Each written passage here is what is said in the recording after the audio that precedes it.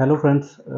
मैं एक बार सर से मिलने आया था। आज से कुछ महीने पहले मैं श्रेयांश सर से मिलने आया और उनसे मिलने के बाद मुझे काफ़ी ज़्यादा सेटिस्फेक्शन मिला, क्योंकि वैसे तो मेरा मन ही नहीं कर रहा था मैं किसी डॉक्टर से मिलूँ इस संबंध में।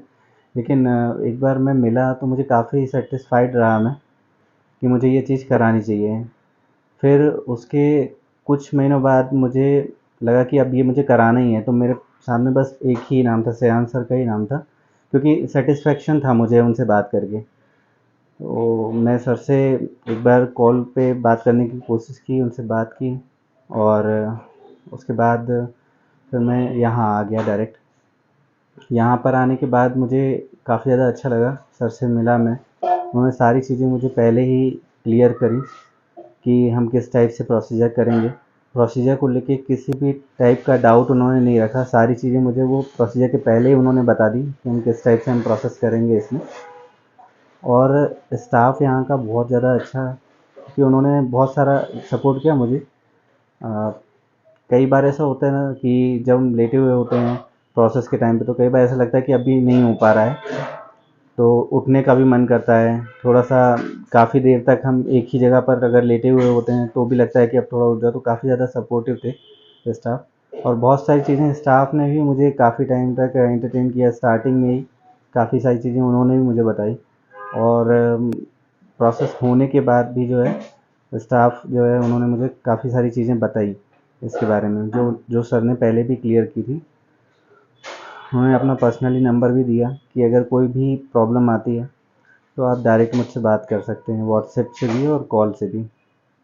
अभी क्या है कि मेरा ऐसा मानना है कि हेयर ट्रांसप्लांट की बहुत सारी वजहें होती हैं। हेयर ट्रांसप्लांट कई बार लोग शौक में कराते हैं, कई बार पर्सनल रीज़न से कराते हैं। मेरा ये मानना था कि जब जब हमारा फेस अच्छा है और हमारा लुक अच्छा आ रहा है, और किसी एक वजह से अगर हम कहीं पे लैग कर रहे हैं, तो इस वजह से हम करा सकते हैं।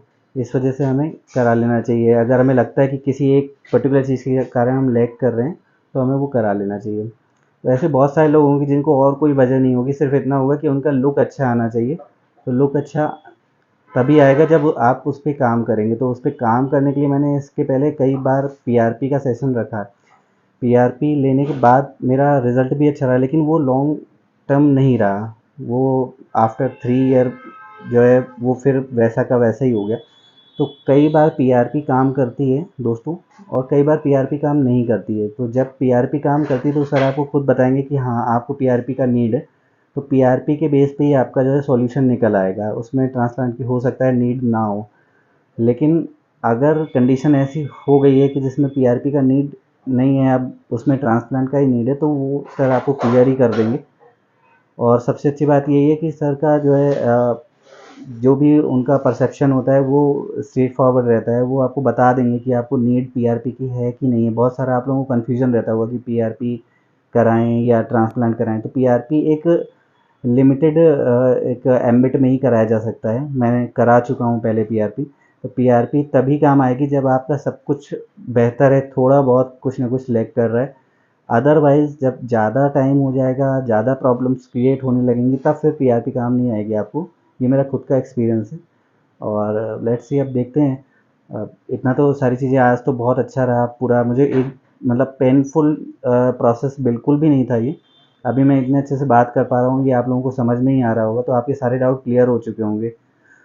और आप लोग में से जो लोग प्लान कर रहे हैं, तो प्लीज़ आप एक बार जो है टीम से जो है कनेक्ट करेंगे, तो वो आपको बहुत अच्छे से इसके बारे में बताएंगे। और डायरेक्ट आप एक बार मिलेंगे जाके सर से, तो और ज़्यादा अच्छे से जो है श्याम सर आपको जो है क्लियर कर सकते हैं। बहुत अच्छे से आपको बता सकते हैं कि ये क्या है, इसमें क्या कर सकते हैं हम।